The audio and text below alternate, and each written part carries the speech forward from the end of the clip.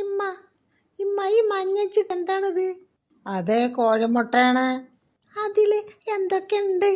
എൻ്റെ ശരീരത്തിന് പറ്റുന്ന എന്തെങ്കിലുമൊക്കെ ഉണ്ടോ? തടി കൂട്ടരുതെന്ന് റിങ്കിഷ് പറഞ്ഞിട്ടുണ്ട്. അതിൽ പ്രോട്ടീൻ ഉണ്ട്, മിനറൽസ് ഉണ്ട്, വൈറ്റമിൻസ് ഉണ്ട്.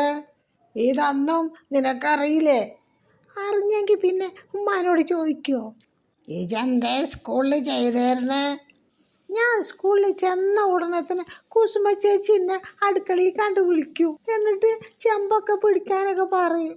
അരി കഴുകിയ കൊട്ട പിടിക്കാൻ, പച്ചക്കറി അരിഞ്ഞു കൊടുക്കണോ. ഇതിനായി ഇവിടുത്തെ വേഷം കെട്ടിപ്പോയായിരുന്നേ. ടീച്ചറും പറയും ഒന്ന് സഹായിച്ചു കൊടുക്കാന്ന്. എന്നെ കൊണ്ട് അത്രക്ക് പ്രയാസം ഉണ്ടാവും. പ്രയാസം ഉണ്ടായിട്ടല്ലമ്മ, ബെഞ്ചിൽ സ്ഥലം ഉണ്ടാവില്ല. അപ്പോൾ ഞങ്ങൾ 5 പേര് മാറി മാറിയിട്ട് അടുക്കളയിൽ പോയി നിൽക്കലാണ്. ഒരു ബെഞ്ചിൽ 4 ആക്കല്ലേ സ്ഥലമുള്ളൂ.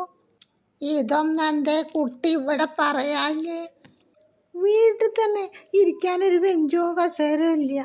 പിന്നെ ഞാനിതിവിടെ പറഞ്ഞിട്ട് നിങ്ങൾ അവിടേക്ക് ഒരു കസേര ബെഞ്ചോ വാങ്ങി തരുമോ?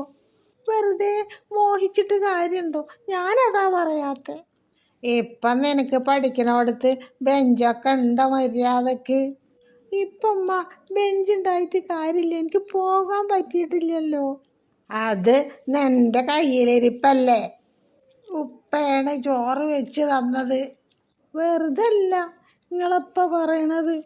കണ്ണാടിക്കൂട്ടിൽ വെക്കാൻ പറ്റും നിന്നെ, കണ്ണാടിക്കൂട്ടിൽ വെക്കാൻ പറ്റും നിന്നേന്ന് പറയുന്നത്. ഞാൻ വെച്ചാൽ എൻ്റെ അപ്പയ്ക്ക് ഒന്നും പറ്റില്ല. ചിലപ്പോൾ പറയും മുടിയുണ്ട്, ചിലപ്പോൾ